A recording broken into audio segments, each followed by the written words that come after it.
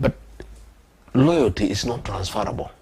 I can tell you very, very candidly, you cannot transfer loyalty. The loyalty of the Luo nation to Raila Odinga cannot be transferred to Oburu Odinga. And for him to transfer to William Ruto, that even will be a third transfer. It's very difficult. The people of Raila Odinga to be transferred to Oburu, and Oburu to transfer to William Ruto is a tall order. Yeah. Very tall order. Raila Odinga had other followers in Coast region, in Western region. All that now is up in smoke. So he's having a serious challenge on getting a serious running mate. Yes. And I can tell you from where I sit as a political scientist, the peak of running mate for William Ruto will be Waterloo. Whatever if he does, he's damned. If he doesn't, he's damned. Yes. If he drops Kindiki, he has a problem with the little support that was remaining in the mountain. If he gives him and denies the Luo nation, they are gone. If he doesn't give Musalia, they are gone. It's a difficult thing. In fact, he is in the situation Moi was in 1997. Moi dropped George Saitoti as vice president. He did not reappoint him. And he took time to look for somebody. And everybody was demanding the position. Yes. And he realized if he gives it to this person, he loses his block. If he gives this person, he loses. Eventually, he gave it back to Saitoti. Yeah. So William Ruto, I wish him well. But he'll know that getting a running mate who can mobilize serious numbers to help you to become president, it's not a walk in the park. It's not a walk in the park. But do you have people in mind, though? Not telling us, but you have people in mind that you're thinking. Oh, yeah. I have several options. People, right? I have several options. Okay. All informed in compatibility. Yeah. Somebody I think we can work with. Yes. Number two, the numbers he or she can bring to my bid for me to be successful, because for me to be president I need 50 plus 1. I have quite a substantial following, but I need to top it up, and for me to top it up I need a very serious running mate with serious numbers, and those are considerations that we are making as we move on, as we go on. Yeah, it's not easy to pick a running mate. If you are very serious contender and if you want to be president, you must pick right. Yeah. So in a hindsight, what would you have done differently when you are in that government or in the sitting government right now, not to be kicked out? What would you have done differently? Is there a time you sat down? Well, there's nothing. I did not make any mistake myself. William Ruto did not intend to be with me for long. He had planned to kick me out even before we got elected. So he just... So my fate was sealed. Okay. It was just a question of time. Okay. He didn't want a strong person. Okay. He didn't want somebody who has principles. He didn't want somebody who is not a thief. Yes. He didn't want somebody who is not corrupt. I am not corrupt, I'm not a thief. And for that reason, it was very difficult for me and him to work together, because he wanted us to loot the country. He wanted us to mismanage public resources.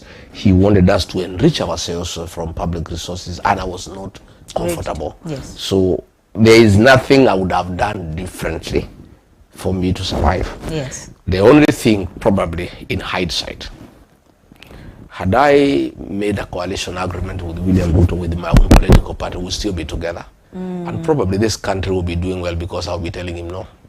And there's nothing he can do. He was able to kick me out because I didn't have my political party. At that time? At that time, we were in the same party. Yes. So my members would have supported me, were also his members. That is a lesson that I have learned.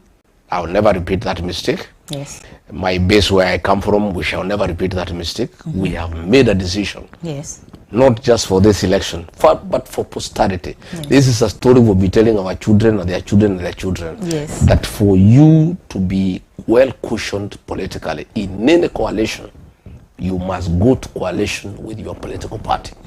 If I had my political party and I had made a coalition with William Ruto, we will still be together. Yes. We will be fighting, but I will be in government, and probably the country will be well functioning, because with members, I will be able to check him. I would have stopped him from doing a lot of things he was doing.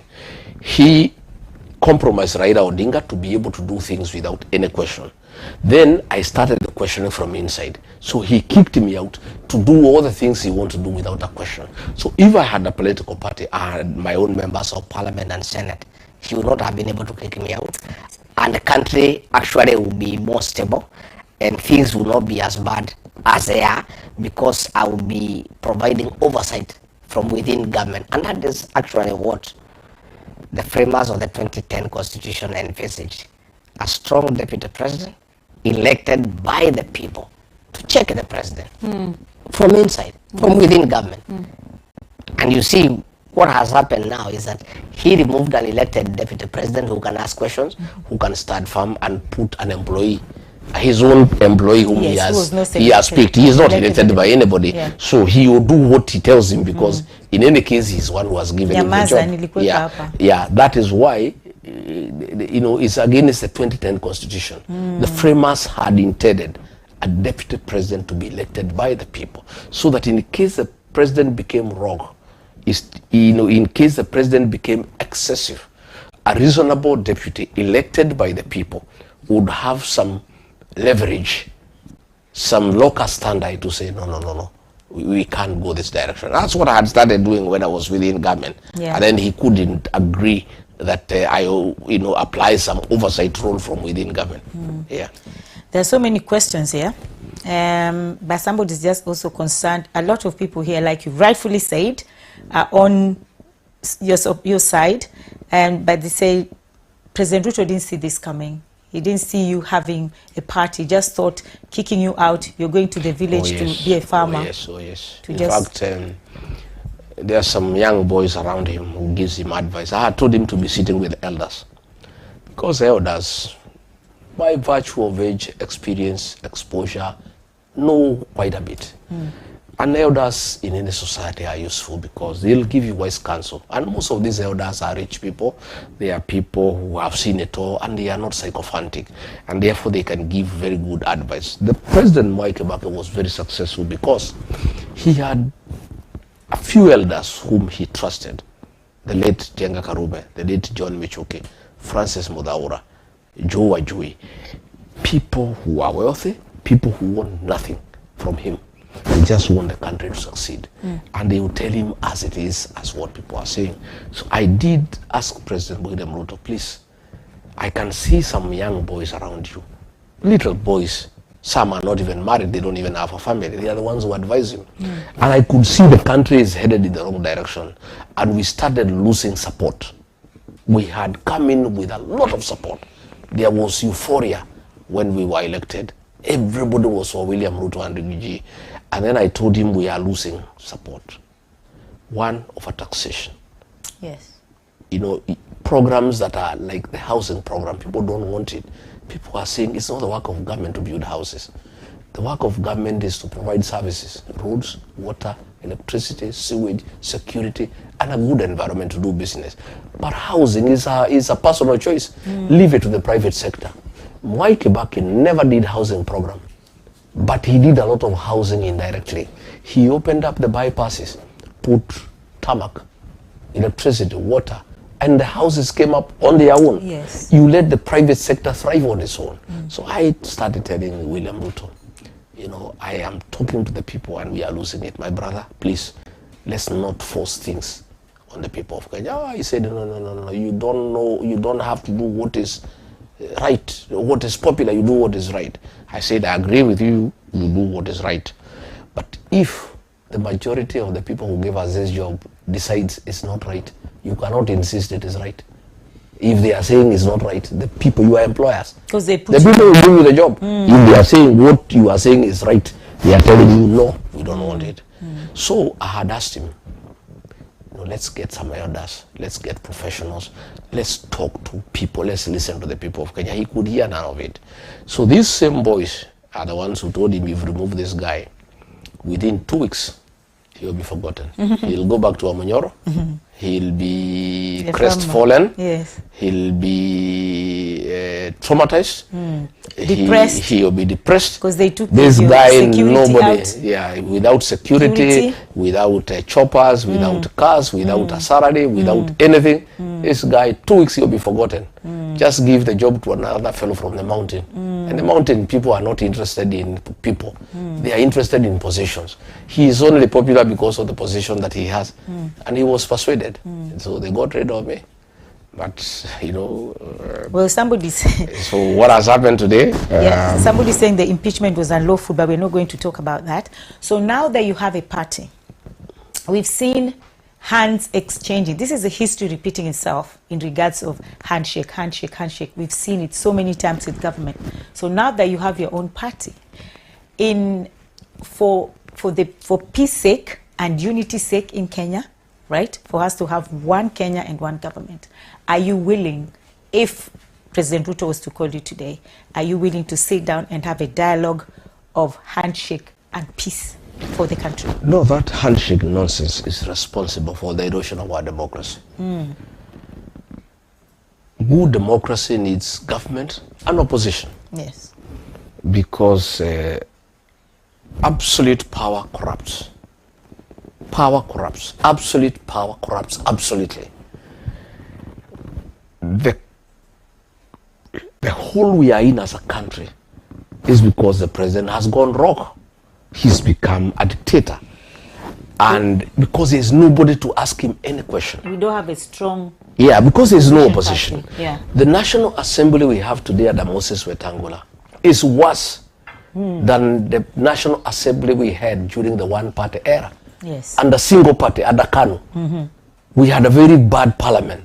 But this one at the Moses Wetangula is terrible. Wetangula, the Speaker of the National Assembly, behaves like a youth wing of UDA. You can see me in Harambee talking about UDA and two-term. Yet he is supposed to be an arbiter, an umpire in the National Assembly. He's not supposed to have an opinion. Yes. He's supposed to wait for the legislators to come there, and then he can moderate the debate and allow the people to make a decision. Yes. But himself, he is propagating the same matters that come in parliament in public rallies. So, by neutralizing ODM, by making sure that he got rid of his deputy who was level-headed and who loved his country and who was patriotic enough not to agree to things that are wrong, he has a few days to do whatever he wants. So asking me to have a handshake with William Ruto will just even make him worse. You see, right now we are checking him, and he's not liking it. To tell you the truth, we are giving him better opposition than Raila Odinga. Raila Odinga was a good opposition leader, but to be truthful, he didn't have the energy we have. In terms of being agile, in terms of articulating issues,